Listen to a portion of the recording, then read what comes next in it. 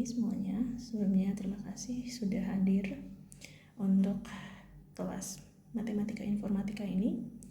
Pertama-tama perkenalkan, nama saya Rita Rijayanti. Saya adalah salah satu dosen pengampu untuk mata kuliah ini dan akan bersama Anda selama 1 semester ke depan. Nah, untuk pertemuan pertama ini kita akan membahas mengenai pengantar matematika diskrit. Untuk tidak berlama-lama, kita mulai saja ya. Ini adalah capaian yang diharapkan dari mata kuliah Matematika Informatika ini.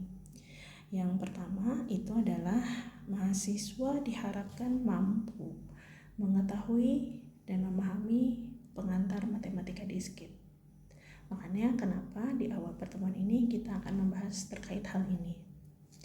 Yang kedua, mahasiswa diharapkan mampu memahami dan mengetahui materi dasar tentang teori himpunan, fungsi, relasi, kombinatorial, dan aljabar boolean dalam menyelesaikan permasalahan terkait. Yang ketiga, mampu memahami dan mengetahui terkait induksi matematika. Keempat, mahasiswa diharapkan mampu memahami dan mengetahui rekursi dan relasi rekuren. Yang kelima, diharapkan mampu mengetahui dan memahami representasi dari sebuah graf dan aplikasinya.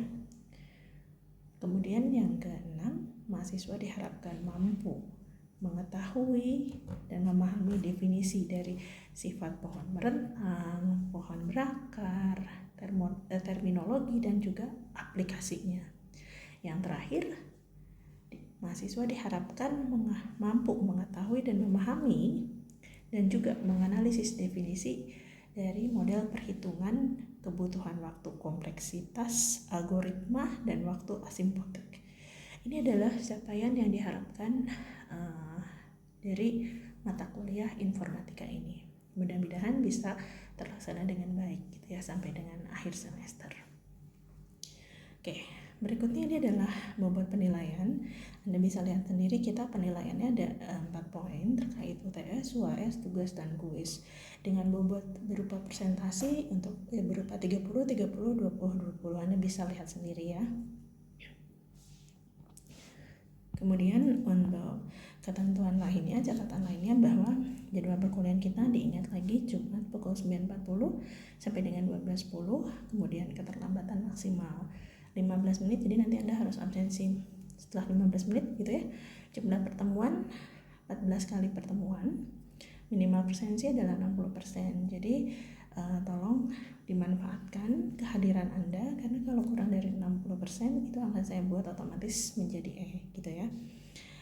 Dan yang terakhir ini adalah yang paling krusial, tolong untuk tidak mencontek. Anda bisa mengerjakan sebisa Anda, atau jika Anda tidak paham, Anda boleh tanyakan langsung ke saya gitu untuk pemahaman selanjutnya. Jika Anda misalkan, saya merasa malu bertanya di kelas atau kesulitan kalau secara online begini, Anda bisa langsung bertanya kepada saya gitu, karena untuk mencontek nilainya akan otomatis menjadi E.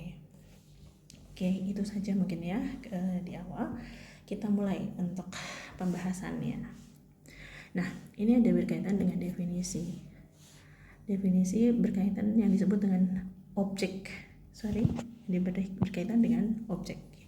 Sebuah objek dikatakan sebagai diskrit ketika terdiri dari elemen yang berbeda dan terpisah secara individual, gitu ya. Jadi sendiri-sendiri,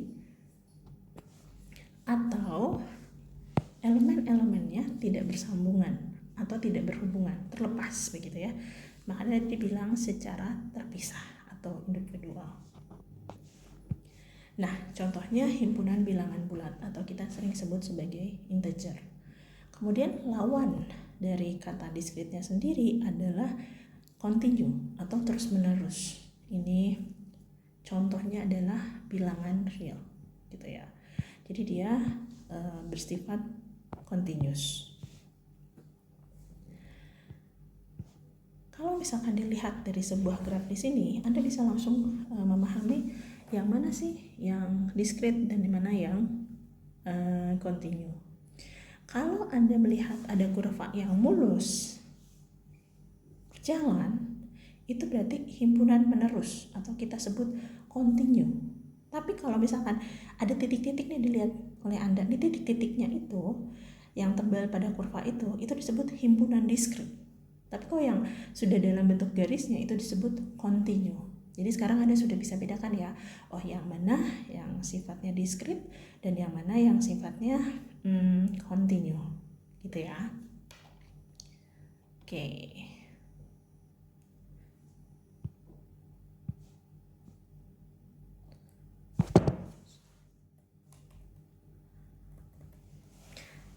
Nah, sorry, kenapa ini tidak muncul? Oke, matematika diskrit di sini sebetulnya adalah salah satu cabang matematika yang mengkaji objek-objek yang nilainya berbeda atau distinct dan berpisah atau separate satu sama lainnya. Tadi seperti yang dibilang ya, si objek diskrit aja sudah dibilang dia terpisah. Makanya di sini dijelaskan yang mengkaji objek-objek yang nilainya berbeda dan terpisah satu sama lainnya. Sedangkan lawannya yaitu matematika menerus atau continuous matematik, yaitu cabang matematika dengan objek yang sangat mulus atau smooth, termasuk dalam kalkulus. Oke, ini perbedaannya. Jadi Anda harus ingat, oh matematika diskrit objeknya saja dia nilainya yang sifatnya berbeda dan terpisah seperti integer. Oke, berarti Anda harus paham di situ. Oke. Nah, definisi apa? Komputer digital bekerja secara diskrit, gitu ya. Informasi yang disimpan dan dimanipulasi oleh komputer adalah dalam bentuk diskrit. Tuh. Nah, kalau misalkan kita melihat gambar digital menangkap kamera, itu kan analog ya, atau kamera digital menangkap gambar disebut analog gitu ya. Lalu direpresentasikan dalam bentuk diskrit berupa kumpulan piksel atau grid. Setiap piksel adalah elemen diskrit dalam sebuah gambar. Contohnya di bawah nih, lihat ada 2 buah gambar. Jadi kalau misalkan Anda perhatikan, kalau kita mau di dalam komputer gitu ya, oh saya punya gambar analog nih, maka gambarnya pertama mulus kan gitu. Terus dalam bentuk di chip berarti kita akan bentuk dalam bentuk piksel atau grid seperti yang gambar di sebelahnya, dimana setiap pikselnya adalah gambar diskrit dalam sebuah gambar. Ini sampelnya salah satunya gitu. Oke, kemudian kita lanjutkan. Mengapa sih kita harus mempelajari yang namanya matematika diskrit? Ini perlu Anda ketahui. Ada beberapa alasan untuk mengajarkan kepada mahasiswa itu pola berpikir matematis. Ini penting sekali karena kalau di informatika ini hampir semuanya itu sifatnya logik matematis ya. Makanya kita dibentuk untuk mengerti argumen matematika dan mampu membuat argumen juga matematika. Jadi sebetulnya apapun yang akan kita representasikan dalam program atau codingan Anda ke depannya itu sebetulnya konsepnya adalah matematis gitu ya. Contohnya, jumlah derajat semua simpul pada suatu graf adalah genap, yaitu 2 kali jumlah sisi pada graf tersebut. Akibatnya, untuk sembarang graf G banyak simpul berderajat ganjil atau genap. Nah, inilah logika-logika yang harus dibangun gitu. Kalau misalkan kita tidak punya logika seperti ini, akan sulit untuk memahami keperluan dan untuk merepresentasikannya ke dalam konsep komputer ke depannya gitu ya, atau codingan dan sebagainya. Kedua, alasan lainnya kenapa kita harus mempelajari matematika diskrit, karena mempelajari fakta-fakta matematika dan cara menerapkan. Ini masih nyambung sih dengan yang tadi. Jadi kita dari matematisnya kita gimana sih menerapkannya gitu ya. Bisa contohnya dengan menggunakan Chinese remainder problems gitu. Pada abad pertama, seorang matematikawan dari Cina yang bernama Sun Tzu mengajukan pertanyaan sebagai berikut. Dia bilang begini, tentukan sebuah bilangan bulat yang bisa dibagi jadi 5 menyisakan 3, bila dibagi 7 menyisakan 5, dan bila dibagi 11 menyisakan 7. Ini kan sebuah tik ya, Dan ini Anda harus mulai berpikir, ini bagaimana nih solusinya, bagaimana gitu. Gimana sih untuk menyelesaikannya? Bisa kita menggunakan konsep matematika, ternyata misalkan menggunakan konkurensi linear atau sistem persamaan konkurensi. Kalau kita cuma lihat begini kan, bagaimana nih? Berapakah ini tuh ya? Jadi bilangan Platen berapa? Kalau menggunakan matematika ini kita bisa cari K ke 0, K ke 1, ke 2, ke 3 gitu ya. Kemudian kita cari hasilnya itu. Ini kalau misalkan kita jabarkan gitu ya, ada beberapa penjabarannya cukup panjang, itu misalkan hasilnya itu adalah 96 misalkan. Selesai nih, itu secara matematis ya. Tapi kalau misalnya begini, ini apa gitu, agak memusingkan. Tapi kalau misalkan sudah menggunakan matematis, kita bisa mendapatkan nilai hasilnya berupa nilai pastinya gitu kan. Kemudian alasan ketiga nih, kenapa sih kita harus belajar juga mengenai matematika diskrit gitu ya. Alasan lainnya adalah matematika diskrit ini memberikan landasan matematis untuk kuliah-kuliah lain di informatika. Jadi ini seperti kayak salah satu induknya juga untuk matematika, untuk mata kuliah di informatika. Seperti yang berkaitan langsung itu seperti yang namanya algoritma, struktur data, basis data, otomata, dan teori bahasa formal, jaringan komputer, keamanan komputer, sistem operasi, teknik kompilasi, dan sebagainya. Bu, gak kerasa, tanpa terasa sebetulnya semuanya bersifat matematis. Logiknya dari matematis. Jadi kalau ada yang bilang bahwa matematika diskrit adalah matematikanya khas orang informatika, itu betul sekali gitu ya, karena bisa dibilang matematikanya orang informatika gitu. Makanya betapa pentingnya kita mempelajari yang namanya matematika diskrit dan memahaminya. Tidak hanya tahu ya, tapi diusahakan kita paham sehingga nanti ke depannya Anda tidak mengalami kesulitan untuk mempelajari mata kuliah lain gitu. Karena logikanya sudah dapat. Oke, kita lanjutkan ya. Nah, pokok inti dari matematika diskrit ini tadi sebetulnya sudah berkali-kali kita ulang sebetulnya. Pertama, penalaran matematika kalau yang ini gitu ya. Mampu membaca dan membentuk argumen matematika. Ini lebih ke materi logiknya gitu ya. Kemudian analisis kombinatorial gitu, mampu menghitung atau mengenumerasi dari objek-objek kayak kombinatorial, permutasi, kombinasi gitu. Itu kayaknya sudah pernah Anda pelajari sebetulnya. Jadi di sini kita akan bantu hanya untuk mengulang saja sekilas gitu. Tapi sebetulnya ini sudah tidak asing lagi di kehidupan Anda harusnya. Kemudian struktur diskrit, yaitu mampu bekerja dengan struktur diskrit yang termasuk struktur diskrit seperti himpunan, relasi, permutasi, kombinasi, graf, pohon, dan finite mesin. Kemudian berpikir algoritmik, di mana siswa mampu menciptakan persoalan yang merepresentasikan algoritmanya.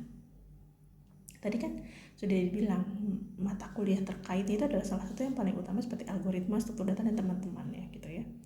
Dan juga aplikasi dan permodelan, mampu mengaplikasikan matematika diskrit pada hampir setiap area di bidang studi dan mampu memodelkan persoalan dalam rangka problem-problem solving dari skillnya. Ini sebetulnya kalau misalkan dilihat yang namanya matematika diskrit ini, materinya secara umum mungkin Anda sudah sering melihat dan maksudnya mempelajari gitu. Jadi menurut saya tidak sulit untuk mempelajari matematika diskrit ini, dan mudah-mudahan Anda bisa enjoy gitu ya untuk satu semester ke depan. Tadi untuk bahasannya pun, nah ini untuk pembahasannya itu Seperti tadi yang sudah dibahas berkali-kali, kita akan belajar tentang logik, teori himpunan, relasi fungsi, induksi matematik, algoritmik. Ini sebetulnya hanya sebagian. Algoritmik itu sebetulnya hanya logik kecil saja yang akan disisipkan. Kemudian teori bilangan bulat atau integer, baris deret, teori graf dan ring, aljabar boolean, kombinatorial, teori peluang diskrit, fungsi pembangkit dan analisis rekuren, kemudian teori graf, kompleksitas algoritma, automata, dan teori bahasa formal ke kuliah berikutnya, dan relasi rekuren gitu ya. Tapi mungkin untuk selama 1 semester ke depan ini tidak bisa dibahas secara keseluruhan. Kita tadi seperti yang dia bahas di awal, kita hanya akan membahas berdasarkan capaian yang diharapkan selama 1 semester ini, yang kita anggap memang cukup untuk memenuhi target gitu utamanya gitu ya. Oke, kita lanjut saja ya. Nah, ini bentuk logik yang umum gitu ya, yang bisa kita pelajari gitu.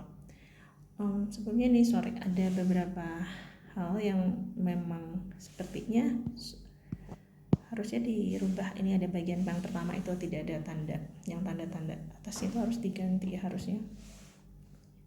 Sorry.